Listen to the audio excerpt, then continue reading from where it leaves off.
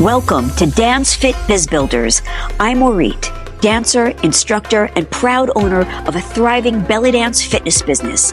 And in this podcast, I'm giving it to you straight, sharing what it takes to kickstart and grow your dance and fitness business for the success you deserve. Whether you're a seasoned instructor, a passionate performer, or dreaming of turning your love for dance and fitness into a thriving career, you're in the right place. Lace up those sneakers and pull on those dance shoes and get ready for truth smacks, tips, and inspiration. Let's do this.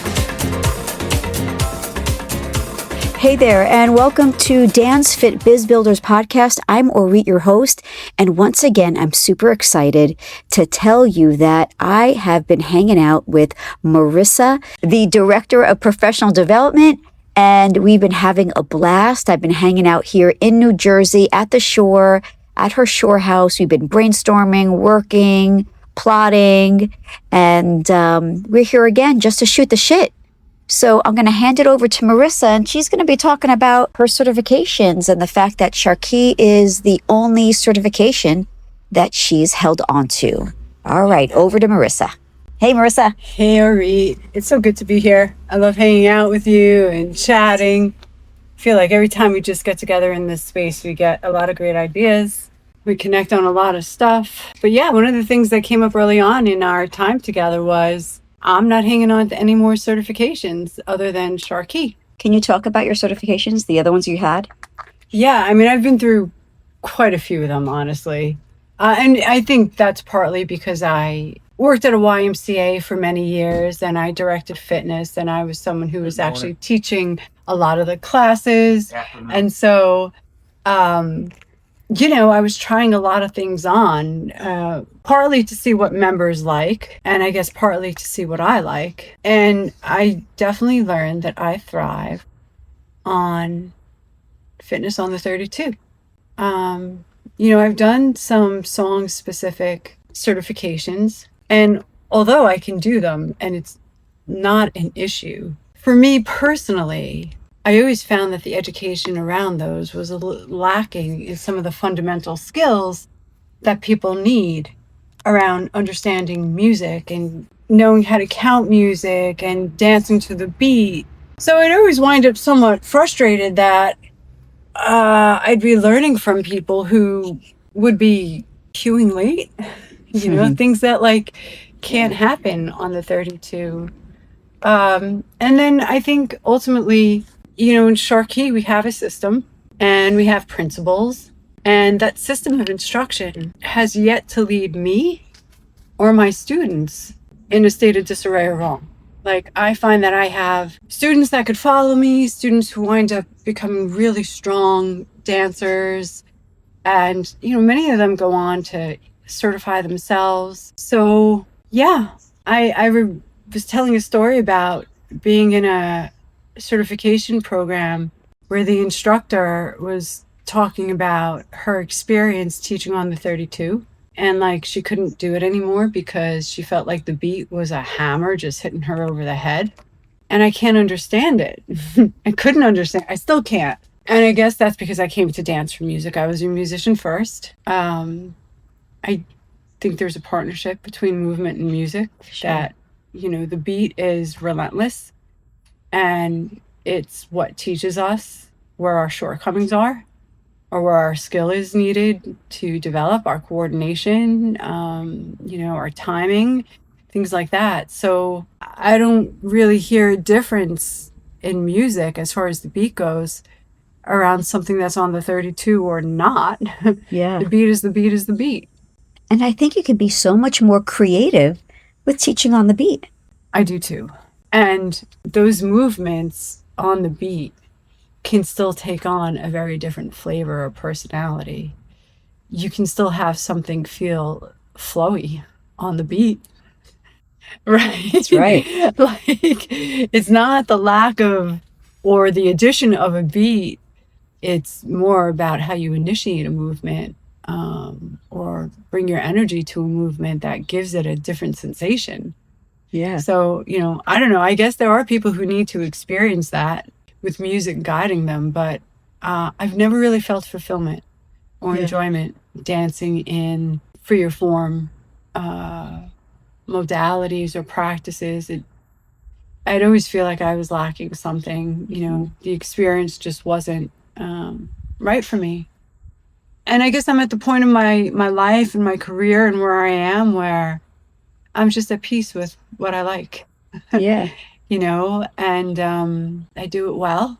I feel like I truly have, mastery, a sense of mastery over it. Mastery in a way of what I mean by that is I know what the system is and I can give clear direction. And when people can't follow it, I generally can see quickly what needs to be adjusted. Mm-hmm. Right. And even comfortable enough to say if something arises where I can't do that. Yeah. I've also now learned that I don't need to be all things to all people. Mm-hmm. And there's something for everyone out there. And just like I felt like I was almost shamed for, liking the 32. I don't really want to shame people who don't.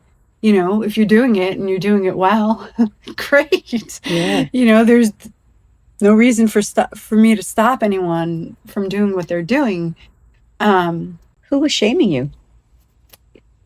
I felt like, there was an instructor, a teacher at a training that was teaching song-specific choreography and didn't like how square the 32 was. Mm. I'm like, all right, well, be that as it may, Mm-hmm.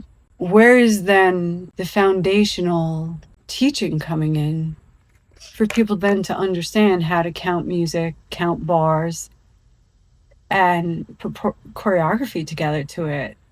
That's a very basic thing that has to happen in education. Like, it doesn't come later. It has to come right away. Yeah. Like your heartbeat, quite honestly, So I was just very confused by all of it. And the way they explained all of it, like counting and tempo, these are things that are just part of music. The vocabulary is there. The definitions are there. They're widely accepted by all of Western civilization on how music is put together. Yeah. So I don't know why they were reinventing the wheel and figuring out this very difficult way to transmit this information that's been around for like thousands of years. Yeah. You know what I mean? Like, and I think it's because it was this person's process of how they finally were able to get it. Okay, that's cool. Interesting. I find it interesting. It just wasn't for me. And then, that's something that I feel like I've experienced through now working on SharQui 2. It's been out for over a year. We have some of our instructors certified. We have more in the program. And I keep saying it, when people come out of SharQui 2, they are really high functioning, high performing instructors. I've seen the videos. Total command Yep. of what they're doing. They have command of their body, they have command of the music, of the choreography, of their memorization. Yeah. It's just it all kind of comes through very effortlessly. So I've always maintained, and again, I know it's because I'm classically trained, you find freedom through discipline. Mm-hmm. The discipline isn't to make you rigid. The discipline is to free you up. Uh-huh. And it's a paradox. It's hard for people to understand that. It has to be experienced. But, one of the things, the tenets that I came from, especially in music, but I see it in dance and in all art forms, honestly, you got to learn the rules in order to break them. Yeah. And what I explain to people in SharQui 2, when we do start breaking some of our own rules, right? And we start talking about how our principles can evolve and new concepts and elements that we have to add in. The reason why we are so structured with our training program, like not just our academy that teaches you, then the process that you have to go through in order to get to SharQui 2, which is 4 quarterly practicals, right? So it's a year-long training program after you train. The reason why we need people to have that under their belt is because when we start breaking the rules, we teach them to do it responsibly. And it's like they become rebels, but with a purpose, with a cause. They're doing it for a reason, and it's to get to a certain outcome. Right. And so it becomes the new way. And that new way is not a new way. It's just a deviation. And again, that's why I'm kind of going back to that experience of how someone was teaching me about the beat and counting music. And I'm like, you're trying to like position this as if it's this brand new way of looking at something. And I'm like, no, you're just really deviating from the system of time. You know, as musicians know time signatures and measuring time. Yeah. Like this already exists. And, you know, you're doing it through your body experience. And like I said, okay, cool. But I definitely see the system and the method working and creating instructors who are very conscious of what they're doing, you know, how they're doing it, managing their energy, placing things at the appropriate places where they know they could take on certain things, finding the language that clearly communicates something in a cue. Yeah. Because people generally, when they're coming into something, do better with direction. Yeah. Right? Than no direction. So that's really been my experience with it. And I love seeing our instructors thrive through that. Like, there's not a whole lot of, or I think there's less of life coaching, if you will, through the program. Like, as I was finding my way through writing this curriculum, we all go through many similar things. I get it. As we're trying to grow ourselves and our businesses and to get out there, you know, we all experience similar things. But the more I focused on the actual technique, the clearer everything became for everyone. Yeah. You know, there were a whole lot less questions and a whole lot more work. And then when other things were coming in, like maybe confidence issues or performance anxiety or imposter syndrome, like those are all very common things that we all encounter. But instead of saying, you know, I have that one method in 5 simple steps that breaks anxiety, I'd work with each unique individual. Right. Because again, I think we're all coming into something from a little bit of a different place, and I'd rather address it like live and on the spot with an individual than saying this is a one size fits all teaching or tenet or ideology for someone, because it's not. But and even in our business coaching, like we have lots of content and many products available to our student body and our teachers about how to grow their business, right? Yeah. And sometimes we get surprised where people are like, I need more of, you know, whatever. And we're like, wait, why? Did you look at this? Did you look at that? It's available to it's you. Available.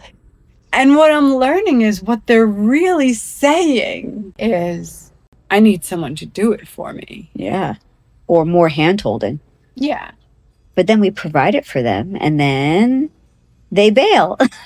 Yeah, you know, and what's that about? But, you know, I'm also coming to realize that, like, a lot of us are overwhelmed with a lot of stuff, right? You know, especially a lot of us do this as a side hustle. We've got busy lives, families, all kinds of things going on. And we get tired and we get overwhelmed. And that's why I'm partly believing people are saying they're looking for people to actually do the work for them. And some of it can be done. Like some of it, people can do the work for you. You know, no one can practice for you. That's right. All right. Your body is your responsibility. Right. No one's going to wake you out of bed every day, get you up and to practice a combination or a drill or a cue. You got to do it. But yeah, someone could handle your social media if that's really what it comes down to, you know, if that's really overwhelming you, maybe barter with a student. Yeah. You know, someone who's good at that and who wants to do it.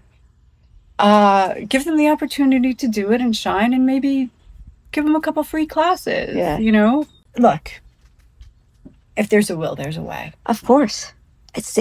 So that brings me to this question. So you were talking about how the system works, the beat works. We've got certified instructors.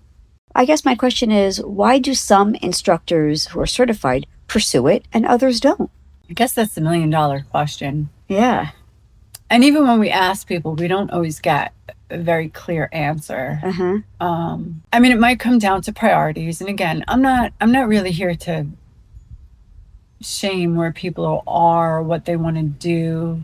But sometimes I think they just don't know themselves quite yet. You know, they don't know what their priorities are. They might not want it as bad as they once believed. And Maybe. that's okay, because I've also seen how, like I said, I've shifted and changed. I've taught things for years that I've let go, and pretty easily too, right? In some respects. And in others, I've wrestled with it. Yeah. Or I've found pieces that work and I bring it into what I do. Right. But I'm a pretty big believer of, because I've seen it, you know, it's evidenced in my life that if you pick one thing and go hard with it and deep with it, Yeah. you will come out the other side as a fully equipped, embodied practitioner. You'll get all the supplemental stuff that you need by how the organic journey kind of unfolds. Right. So, like, you know, for example, I feel like I have a pretty diverse team of people in my life that coach and mentor me.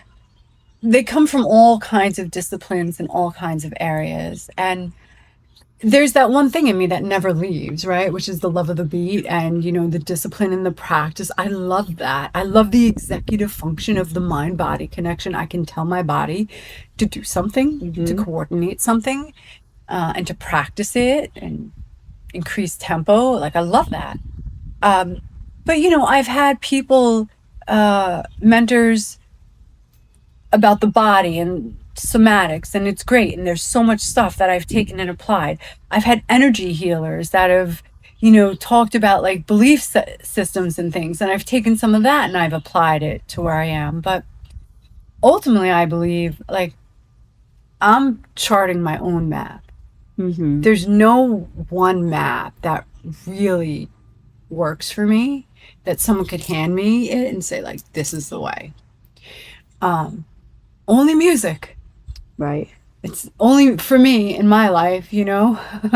I'm nearing 50. I started the study at 8 years old, and it's been part of my life this whole time. And, you know, the beat is what keeps us consistent. It keeps us stable. It keeps us solid. And all the melody and beautiful stuff that could happen over it. Right. You know, it's the artistry of it. It's gorgeous. Yeah. But time could be measured.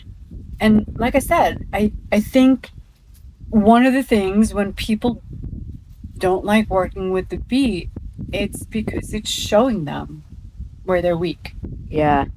And it's hard for us to be vulnerable. Yeah. You know?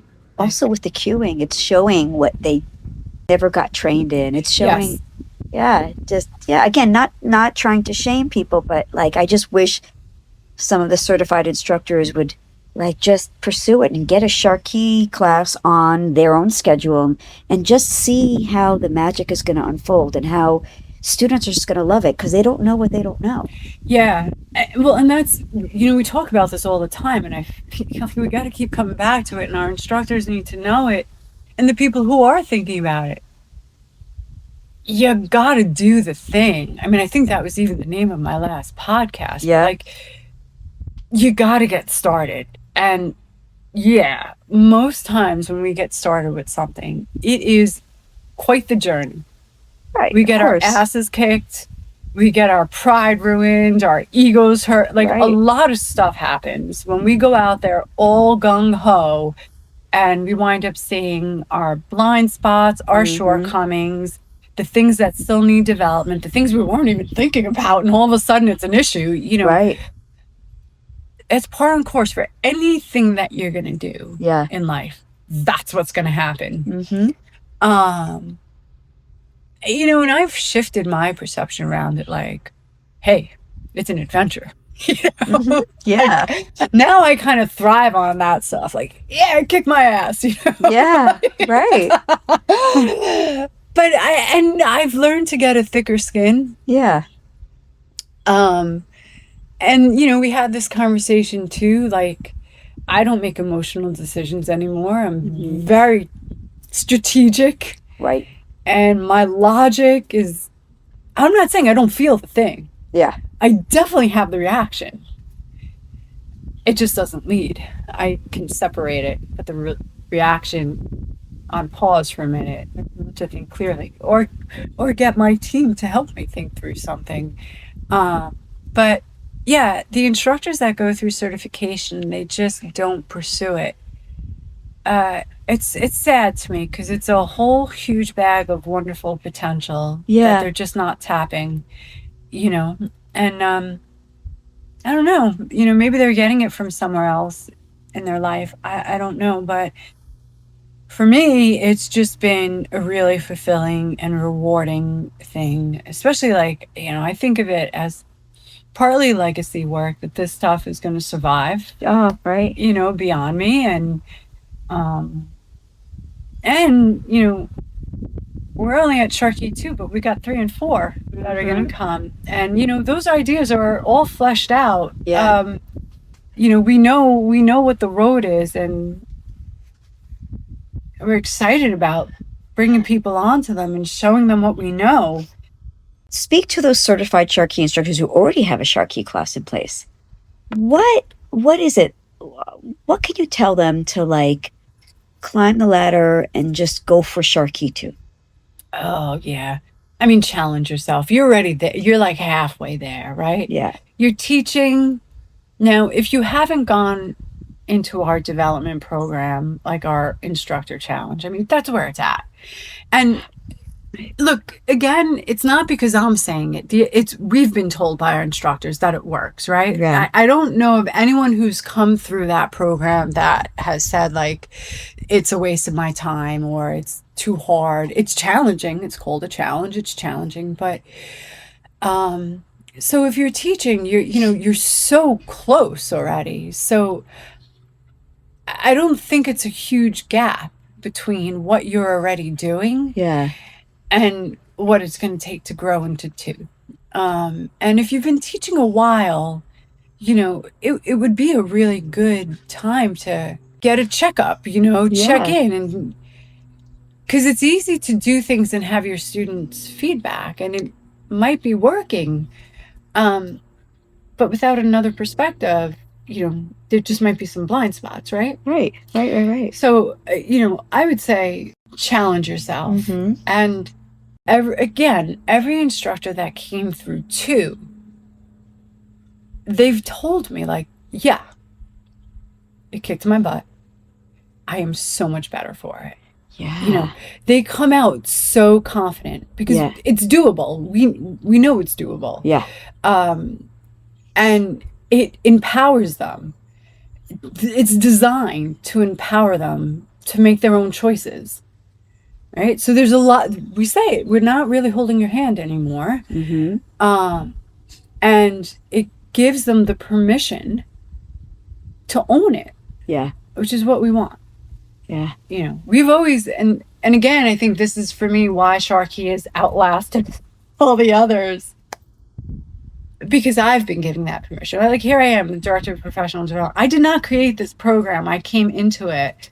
And I was given a huge sandbox to play in and create all this for our instructors. And that's our model.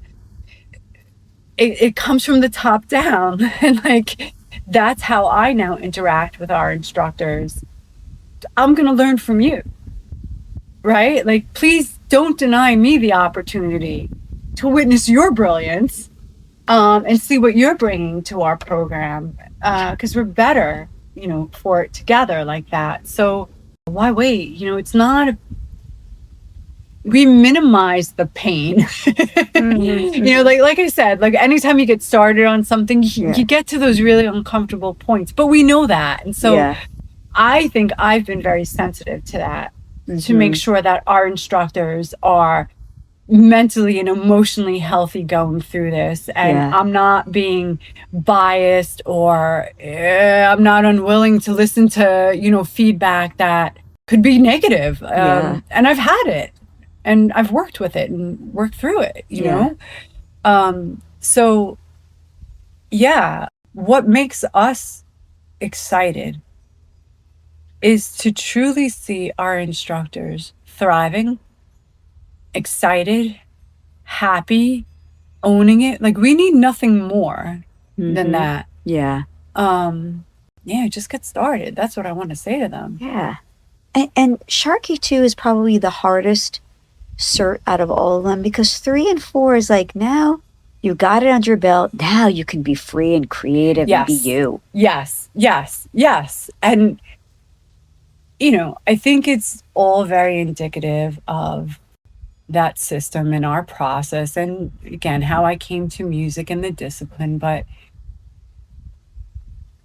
it's just like anything else, like, all right, so we were talking, like, I have a 16-year-old who's going to go to driving school, right? And he's going to get his license at 17, I don't know, is that a haphazard number that all of a sudden you're 17 and you can be responsible, right? There's a learning curve around that too.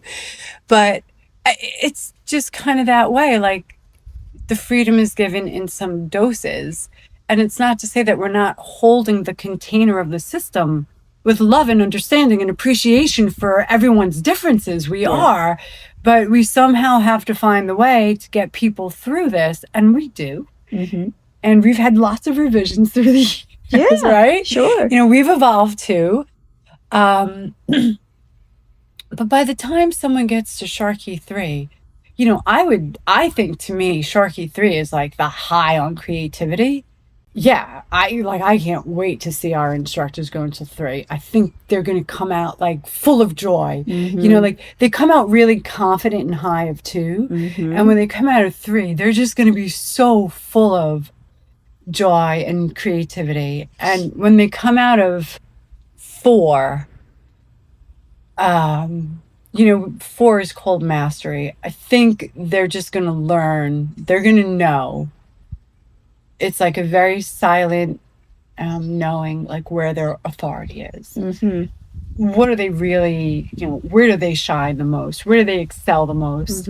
And they're going to learn how to perform that. Like, not just do it. They're going to become true performers. So yeah, it's a really exciting thing. I talk about my daughter. She's a filmmaker. She's in school for film, and they have all these assignments that they have to meet with, like, lots of discipline and the techniques, right? Like, they don't just get assignments like make a film. Right. There's all these things, like, it's a 6-minute film, it's a documentary, 4K. Like, they're given lots of direction on what they need to produce. And I see her thriving. Yeah. With those types of assignments and homework. And when she's given product assignments, or, all freedom, she gets really overwhelmed because she's so creative.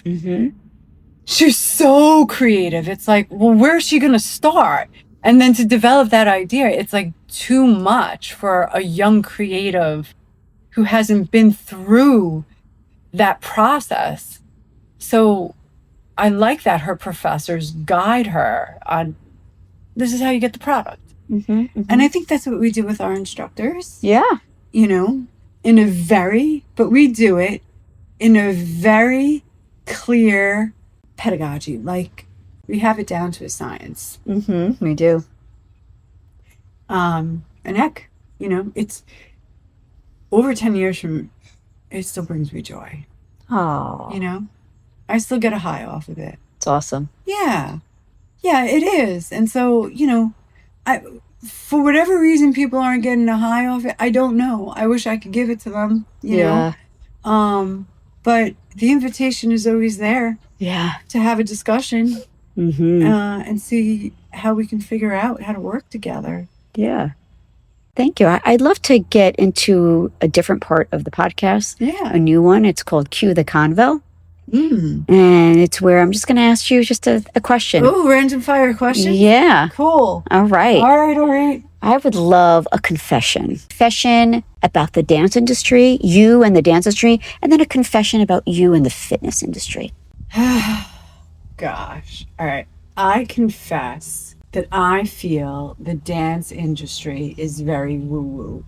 It's so large, the conversation, right? And people are talking about all kinds of things, and it's so hard for me, I guess, to find, like, where do I fit into that conversation? And sometimes I feel like I don't fit.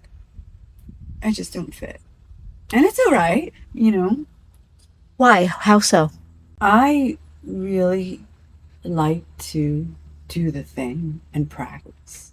So, for example, even as a musician, I started with an education degree, because I was afraid that I wouldn't make it as a performer, but that wasn't my real love. I just really loved to play. And I couldn't bear to live against my soul, and I had to change my my major to performance, because I really loved the thing and I really loved doing it. And I guess I'm someone who can ignore a lot of stuff and just do the thing that's bringing me joy. And it's not like that for everyone. Like, they have to have the conversations around who's being left out, or who's not being paid enough, or who's not being credited, or who needs to be elevated, what belongs on a stage, what doesn't belong on a stage, how do we classify that, they're all great conversations. I'm just saying I don't really want to have a voice in that, because I don't think I know any of the answers. And I don't want to begin to answer them. I just want to effing dance. Exactly. I agree with you. I don't want to offend anyone. I don't want to be insensitive to anyone. But I guess ultimately I am in some way. I recognize that in a self-soothing way, that what dance gives me is a very personal thing.